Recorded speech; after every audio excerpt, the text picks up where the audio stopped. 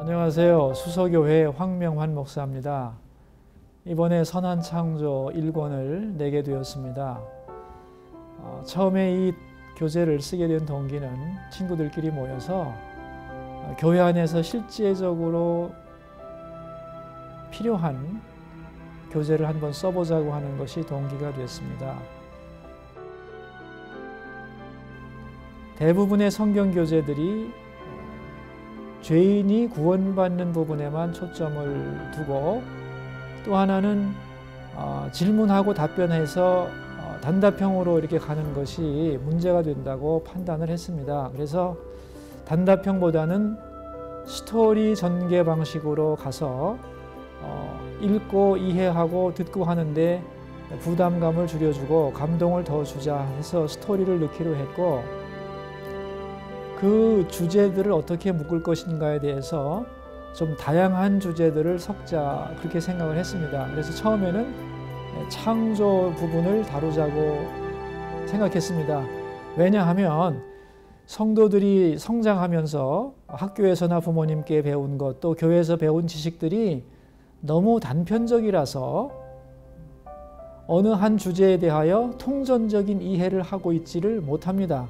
예를 들면 남자 그럴 때 남자가 뭐냐, 부모님에게도 들었고 어머니에게도 들었고 뭐 친구들한테도 들었지만 하나님이 만드신 남자는 어떤 남자냐, 이렇게 창조 원리를 가지고 접근하면 전체적인 지식을 가지고 세상의 여러 가지 가치관에 의해서 흔들리지 않을 수 있을 텐데, 이게 다 조각으로 난 지식이기 때문에 문제가 있다고 생각해서 이러한 창조 원리를 설명하는 부분을 반드시 넣어야 되겠다. 그래서 창조 부분을 선택했고요. 그 다음에는 이 창조된 인간이 어떻게 이제 우리 현실 속에서 살아가느냐 하는 문제를 구원받은 성도로서 살아가는 모습을 회복이라고 하는 주제로 묶자. 그렇게 해서 하나님이 의도하셨던 원래 모습으로서의 인간의 모습, 또 그 다음에 구원받은 성도가 회복된 모습으로 어떻게 살아가야 되느냐의 문제를 두 번째 주제로 다루었고요. 그 다음에 이제 성도들이 신앙생활하는데 반드시 있어야 되는 기도, 성경, 또 전도에 관한 문제 또 넣어야 된다고 생각했고, 마지막으로는 사회봉사에 대한 부분을 꼭 넣어야 된다고 생각을 했습니다.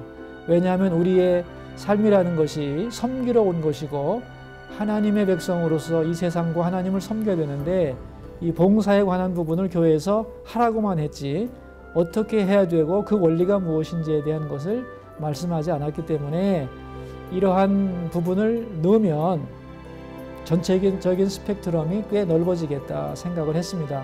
그래서 구원에만 초점을 맞춘 교회 안에서의 성경 공부가 아니고 창조부터 시작해서 사회봉사까지 우리 전 인간이 해야 되는 여러 가지 부분들을 주제에 골고루 섞게 됐고, 그럼 이 전체의 그 길이를 어떻게 하면 좋겠는가 했을 때 1년은 너무 짧은 것 같고 한 2년 정도면 지루하지 않게 다양한 스펙트럼을 점검할 수 있지 않겠는가 그렇게 생각을 했습니다. 누가 다루든지 2년이면 창조부터 시작해서 사회봉사까지 전체적인 스펙트럼을 한번 점검해 보자고 하는 것이 이번 성경 공부 교재의 편집적인 특성이라고 할 수 있겠습니다.